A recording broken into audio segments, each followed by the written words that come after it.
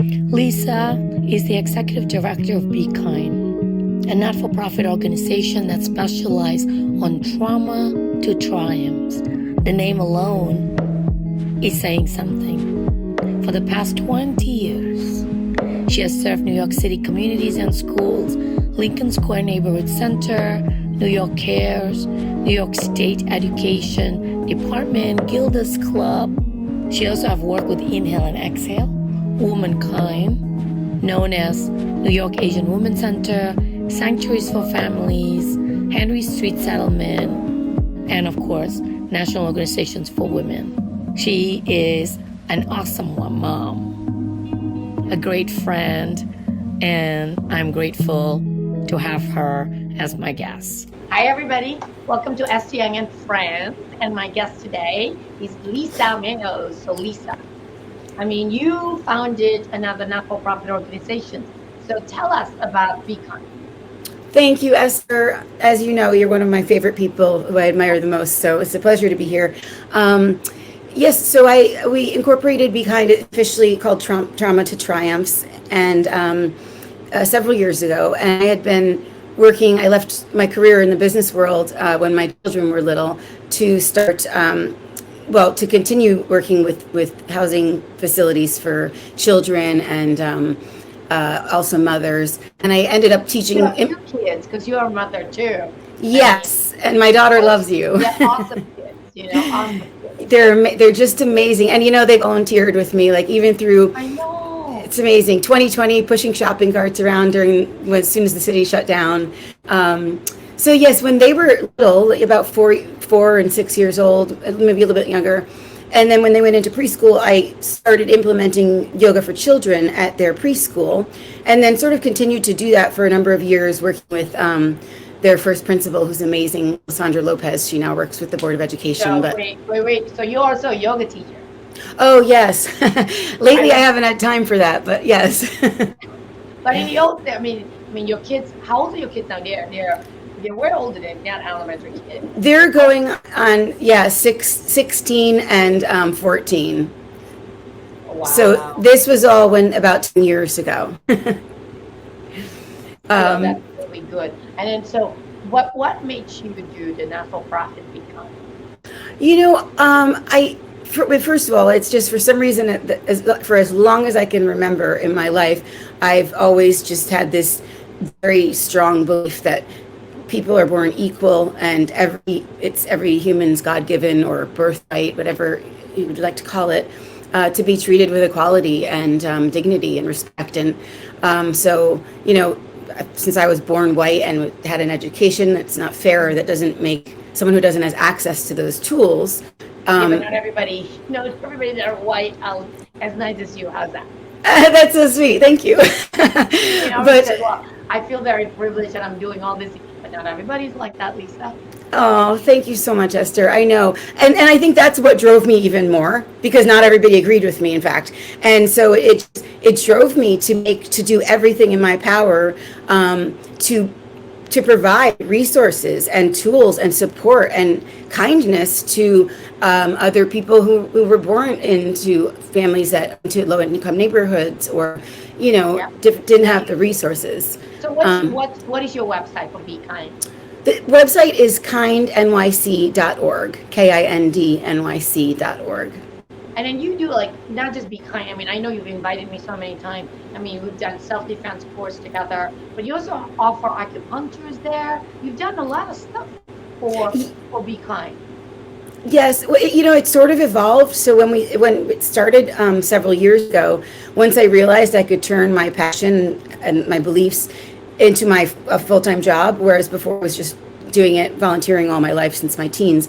And so after teaching yoga in my kids' schools, and continuing to teach in shelters for families and children, I realized I could actually do this as my full-time position. So when we started, it was called Trauma to Triumphs. That's still the official name. When we started, it was mostly trauma support, and I was implementing programs for survivors of abuse and human trafficking with Womankind, I Am Womankind, which used to be the New York Asian American Women's Center, and Sanctuary for Families and Henry Street Settlement.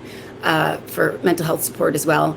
So I started with yoga and then expanded into hunger relief and other resources because, as you know, Esther, and for some people it's hard to understand, it's one thing if someone's been through trauma, and even if that trauma is just from poverty, not necessarily from human trafficking, it's one thing to give them a couple tools here and there, like the support to get over the trauma, but it's a holistic approach. Like a lifetime thing. Exactly. And it's exactly, they need food. They can't, even if given an apartment, if they don't have food and basic necessities or even system. Yes, exactly. Then you can't break that cycle of poverty trauma.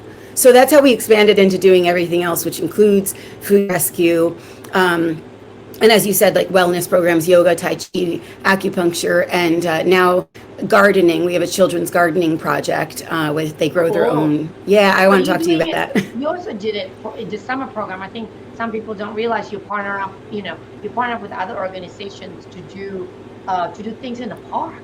Right? Yes, and you were so amazing. You and Doris Lynn Cohan were a wonderful part of that.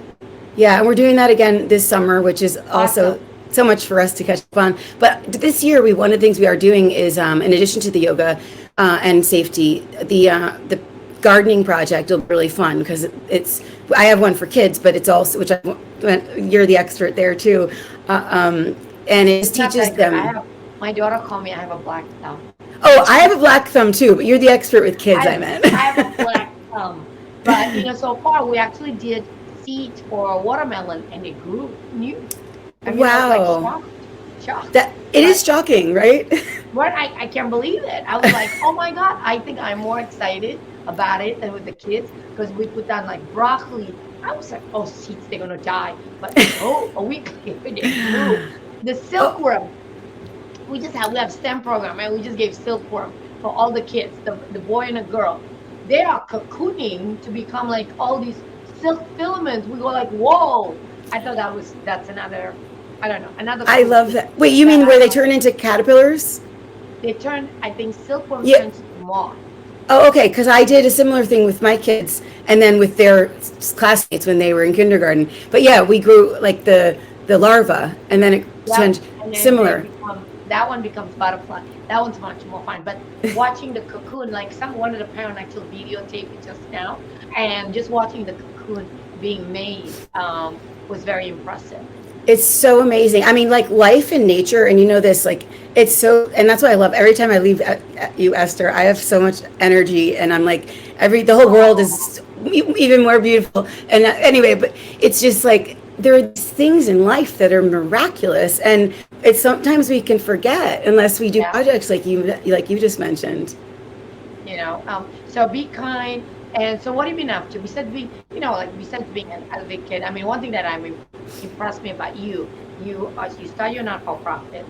You partner up with other not-for-profit, actually partner up with us, Super Happy Healthy Kids and AFAA for Change. And that you and I are like pretty much like more than sisters. We don't compete, even though your organization is bKind. That's I think I want the audience to see that you can have similar things and you're not in competition, that we're in this together, Exactly, Esther, that's such a good point. And yeah, we have partnered, you and I both, with other organizations, and NYS Settlement, University Settlement, but that's such a beautiful point. And as I have a list of things to go with you. I feel like every resource that I get, I kind of just want to share it with you. That's one thing that I love about you. You're like, hey Esther, check this out, and you share. And I think the audience is to know that, that yes, even though we both are not for profit, yes, whatever, there's some similarity, but you always share. You always share your resources. And you and I never felt any iota of competition whatsoever. And I wanted to show is that it can happen. It can happen, and then it can happen. And two things on that note, Esther. One, like a good example is what you and Doris and I did together with the coalition of a bunch of nonprofits to stop the riot, to create solidarity and safety, unity in the AAPI communities. That's one good example. No one like Doris connected you and me and all the other people, and nobody was competing. But people don't, that doing it once a year is fine, but you and I do it all the time. And the other second I just want to mention on that, you have this beautiful saying that just like always warms my heart when I try to not let you give me something because you are so giving, and it's my, don't take away my blessing or something. You know what you say to me sometimes when we go out to lunch? Never say no to blessings. Yes, and it's just beautiful. Yeah, and it's like a blessing to you and me, whatever we're doing with each other. So anyway, yeah, I love that. And Doris is coming, by the way. Doris is coming to be interviewed. For those that do not know Doris, he's actually a retired New York State justice for the Supreme Court, and she's awesome. She connects Lisa and I together. So this is what I'm talking about, sisterhood and just being generous and being kind. And she supports both of us. So she's coming. That's wonderful. She's very brilliant in terms of the legal field, and you know that. And so what are you going to plan to do for the summer? I have so many plans, which I have just so much to talk to you about. And I know we've both been, I don't know how you do it. You do more in a week than most people do in like a year. I don't know how I can't keep up. But I have, we were lucky enough to just when I used to have a real job in the business world, we are from old contacts and clients of mine, we've been lucky enough to have these partnerships, as you know, I think with some of the Microsoft and Moody's and Apple. And so from all those corporate partners who send us volunteers, which is amazing because we're a volunteer-driven nonprofit. But Esther, they've also sent so much stuff recently that I want to talk to you about, like thousands of boxes. Go to your office and get some. That's what I'm going to do. Well, we'll talk more, but I would love to plan an event just to give stuff away to the kids or do something like the gardening or, yeah. You guys, and thank you so much for being here in the podcast and sharing the love and paying it forward. Thank you for starting a not-for-profit organization. Thank you for your huge heart and, being generous. Even for me, he's like, hey, Esther, I have this extra, come get it, and just, like doing fun stuff together. I love. I always love you. And, so thank you again for coming to the podcast. I love you so much, Esther. You're like my sister, and there's nothing I wouldn't do for you. Oh, all right. I'll catch up with you later. Okay, I'll talk to you Bye, soon. everyone. Bye. Thank you for your time. Bye. Bye.